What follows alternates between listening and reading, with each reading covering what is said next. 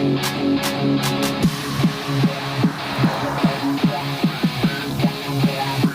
à terre, Farbob.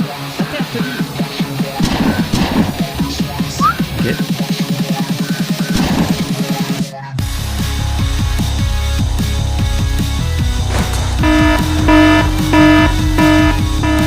Allez, go, on y va. Ok, pas de stress, on y va alors, on y va. Donnez-moi juste un instant, ça va pas être long.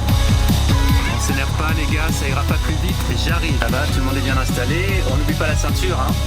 Qualité de prendre un handicapé aussi. On se calme derrière, pas de vulgarité, merci.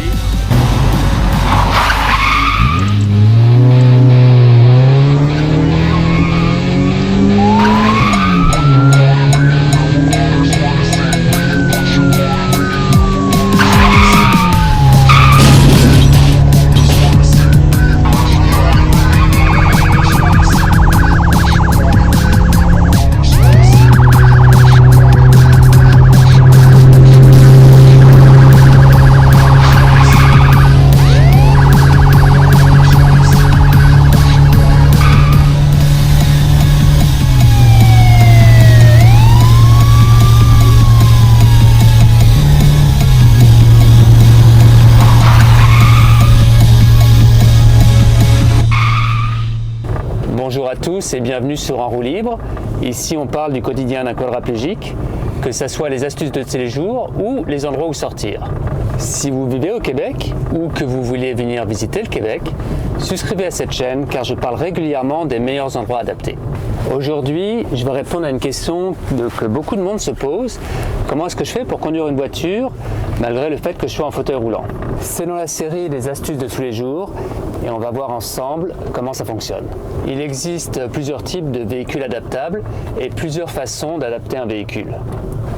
Selon vos besoins, votre budget et surtout votre niveau de handicap. D'ailleurs, pour les amateurs de truck, on va aller voir un ami qui conduit un Ford F-150 adapté. Pour les Français qui suivent la chaîne, et je sais qu'ils sont nombreux, un Ford F-150 c'est un pick-up, c'est le véhicule le plus vendu en Amérique du Nord et ce depuis de très nombreuses années. Alors, restez jusqu'à la fin. Pour ma part, je conduis un Dodge Grand Caravan. C'est la camionnette qui va être utilisée le plus souvent pour les adaptations en Amérique du Nord.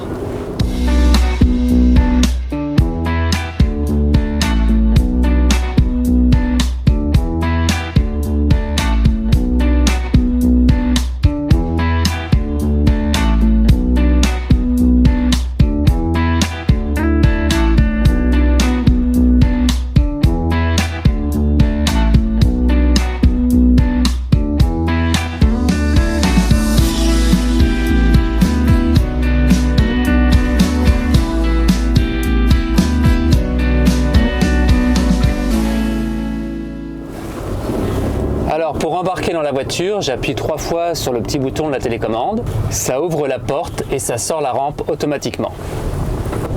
Au niveau des modifications du véhicule, la plus grosse différence avec un véhicule normal, c'est qu'il faut que le sol soit totalement plat pour que je puisse rouler dessus.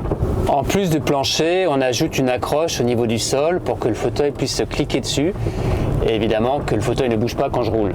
C'est aussi très utile pour le tout-terrain quand on conduit dans les rues de Montréal avec les nids de poules. Ceux qui vivent là savent de quoi je parle. Pour ce qui est de la ceinture de sécurité, il y en a qui préfèrent l'enlever et la mettre à chaque fois. Personnellement, je la laisse attachée et je me glisse dedans. Je trouve ça beaucoup plus pratique. Alors ça démarre comme n'importe quelle voiture, on tourne la clé. Pour la suite, c'est un petit peu plus compliqué comme vous vous en doutez. Il faut oublier les pédales, ça ne marchera pas. Tout se fait avec les mains. Pour ce qui est du volant, vous vous en doutez, je ne peux pas juste serrer la main, ça ne fonctionne pas. Donc je dois glisser ma main entre les 3 tiges que vous voyez. Pour l'accélérateur et le frein, ça se passe avec l'autre main, comme vous vous en doutez. Alors, pour accélérer, je tire vers le bas. Et pour freiner, j'appuie vers l'avant. Le bouton que vous voyez sur la poignée, c'est bien évidemment le siège éjectable. Spécialement pensé pour les passagers qui se plaignent ou qui parlent trop. Non, malheureusement, comme vous vous en doutez, ça serait trop beau. C'est juste pour mettre la voiture à l'arrêt quand, par exemple, on est arrêté à une lumière. Alors, pour ce qui est des clignotants, ça se passe directement sur le fauteuil, au niveau de la tête. Quand j'appuie vers la droite, ça fait partir les clignotants droite. Quand j'appuie vers la gauche, c'est les clignotants gauche. Je Je peux même rester appuyé au milieu pour faire partie des essuie-glaces. Et si je reste plus longtemps, ça fait partir le lave-glace. Autre petite subtilité de l'adaptation au niveau du coude, j'ai le klaxon et les hautes lumières. Voilà, c'est à peu près toutes les modifications du véhicule et grâce à ça, je peux conduire sans les jambes en étant en fauteuil. Je suis déçu. Fait intéressant, on peut facilement modifier le véhicule pour qu'il devienne conduisible par une personne qui n'a pas de handicap. Il suffit de prendre le siège passager, de l'enlever et de le monter à ma place. Ensuite, on appuie sur un petit bouton et le véhicule redevient normal, donc conduite avec les pédales et le volant. En tout cas, une chose est sûre, depuis que j'ai pu repasser le permis et conduire de nouveau, ça m'a énormément apporté en termes de liberté. J'ai pas besoin d'attendre perpétuellement derrière un service public ou un ami pour m'amener quelque part et je peux décider de moi-même d'aller où je veux. Seule petite difficulté, je peux pas le faire avec le fauteuil manuel. Je suis obligé d'être sur le fauteuil motorisé à cause du clic que je vous ai montré en début de vidéo qui permet de s'assurer que ça bouge pas, c'est pour une raison de sécurité. Mais vraiment, j'ai pas à me plaindre et je sais pas comment je ferais sans ça.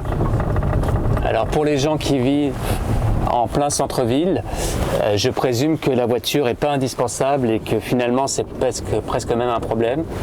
Mais dès que vous êtes en banlieue ou en campagne, vous n'avez pas le choix, il vous faut la voiture. Alors si vous êtes vous-même en fauteuil et que vous n'avez pas encore passé le permis, je vous suggère fortement de le faire, ça va énormément vous aider. Une autre petite difficulté de la conduite dont j'aimerais beaucoup vous parler, alors si ça vous intéresse, n'hésitez pas à faire un commentaire, c'est pour se garer.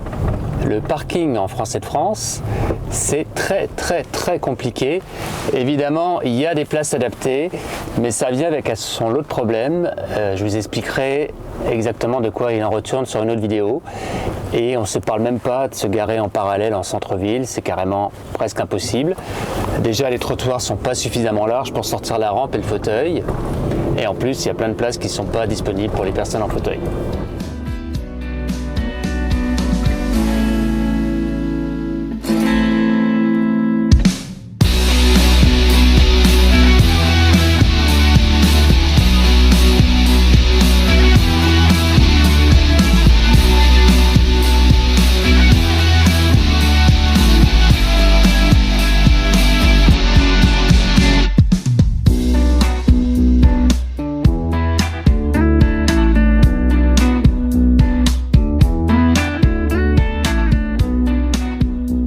Comme promis, je vous ai dit qu'on allait voir un vrai truck, un F-150 avec Martin, qui était avec moi en réadaptation, paraplégique.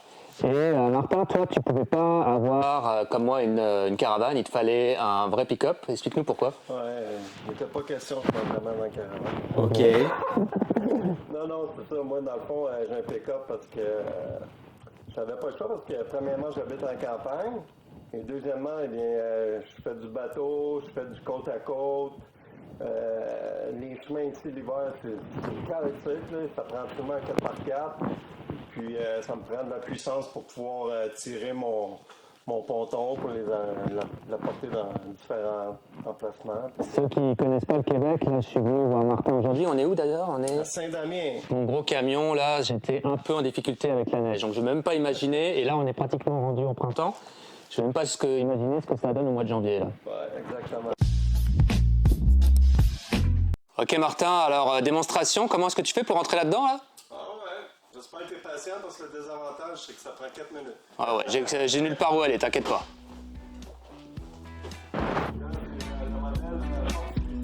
First time.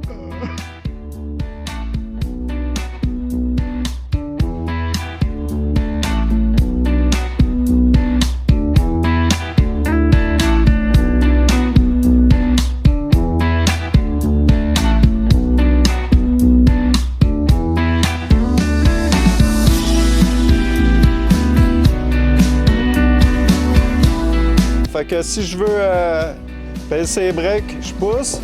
Puis l'accélérateur, les gaz, ben je tire.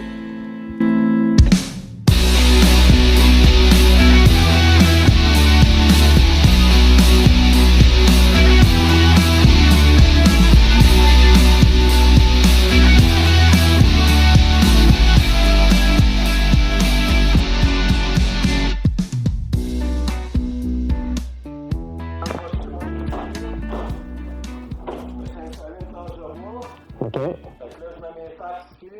That's it. J'espère que cette vidéo vous a plu et que vous avez appris quelque chose. Si vous avez des suggestions de ce que vous aimeriez voir ou que vous êtes vous-même en fauteuil et avez une idée de quelque chose à filmer, laissez-le moi savoir en commentaire et on fera une vidéo là-dessus. Merci d'avoir regardé la vidéo jusqu'au bout.